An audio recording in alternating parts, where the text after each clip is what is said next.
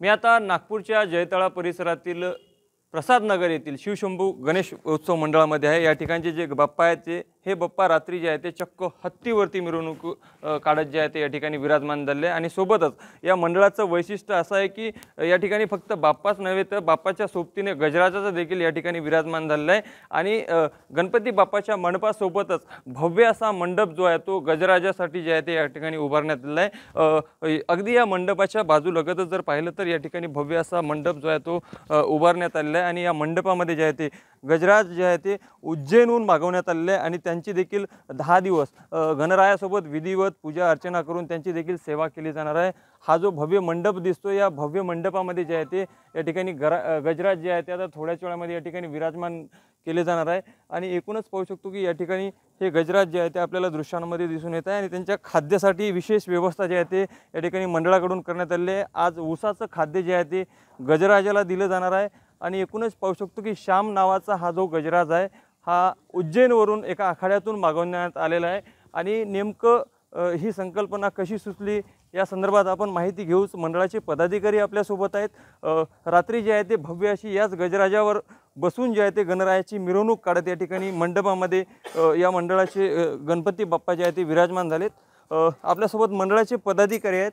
भाऊ काय सांगाल, चक्क हत्तीवरच गणपती बाप्पाचं रात्री आगमन झालं, 10 दिवस गजराज देखील त्याची देखील तुम्ही या ठिकाणी सेवा करणार आहे, काय संकल्पना आहे? या मागची संकल्पना म्हणजे आपण गणेशोत्सव हा मागील 35 वर्षापासून साजरा करतो आहे आणि या जो कोणता सोहळा असतो त्यामध्ये आम्ही नेहमीच काहीतरी वेगळं करण्याचा प्रयत्न करत असतो। पण यावेळेस आमचं उज्जैन महाकाळवरून आलेला हत्ती आहे। हत्तीवरती आपण याच्यावरती मिरवणूक काढणार होतो ही आमची पहिल्यापासूनच इच्छा होती, पण हळूहळू मंडळ मोठं झालं। आता आमची टीम एक मोठी ऑर्गनाइज्ड टीम आहे आणि आमचे मार्गदर्शक म्हणजे माननीय प्रफुल्लदादा गुरुदेव पाटील साहेब आहे। त्यांच्या माध्यमातून सुद्धा आपल्याला भरपूर मदत झाली परमिशन्स काढण्यामध्ये असो आणि पूर्णतः लीगल तरीकेने आणलेला हा हत्ती आहे। त्याचे फॉरेस्ट आणि 10 दिवस जे आहे ते गणपती बाप्पासोबत तुम्ही या ठिकाणी गजराजाची सेवा करणार आहात, कशा पद्धतीने त्याला खाद्य वगैरे या ठिकाणी पुरवणार आहात तुम्ही?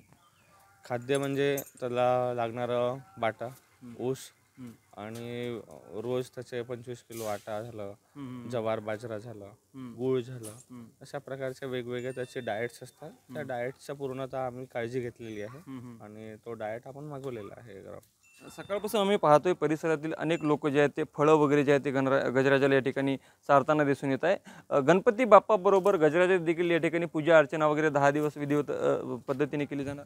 हो बिलकुल, आपण जसं गणपती बसवलेला आहे तसंच आपण एक खराच्या गणपती बसवलेला आहेत। या माध्यमातून या विचारधारेने आपण गणपतीची पण रोज पूजा करतो, तसेच आपण हत्तीची पण रोज पूजा करणार आहोत। नक्कीच पाहू शकतो की आपण या ठिकाणी गणपती बाप्पासोबत गजराजा देखील पूजा केली जाणार आहे। हा गजराज ज्या आखाड्यातून आला त्या आखाड्याचे मालक आपल्यासोबत आहेत। महाराज क्या कहोगे यहाँ पर गणेश उत्सव में पहली बार नागपुर में गजराज को लाया गया, इसका क्या महत्व है? जी क्या महत्व है गजराज को? गणराज का महत्व क्या है? अभी जो गणेश चतुर्थी आई है और गणपति के दिन चल रहे हैं तो यहाँ अपने भक्त लोगों की सबकी इच्छा है कि अपन साक्षात गजानंद को विराजमान करें और इनकी पूजा अर्चना करें, इसलिए सभी लोगों ने मिलकर के बुलवाया है। अच्छा, कौन से अखाड़े से गजराज को लाया गया? निर्मोही अखाड़ा, मोक्षधाम, उज्जैन। पाहू शकतो की उज्जैन येथील निर्मोही या आखाड्यावरून या गजराजाला या ठिकाणी आणण्यात आलं आहे।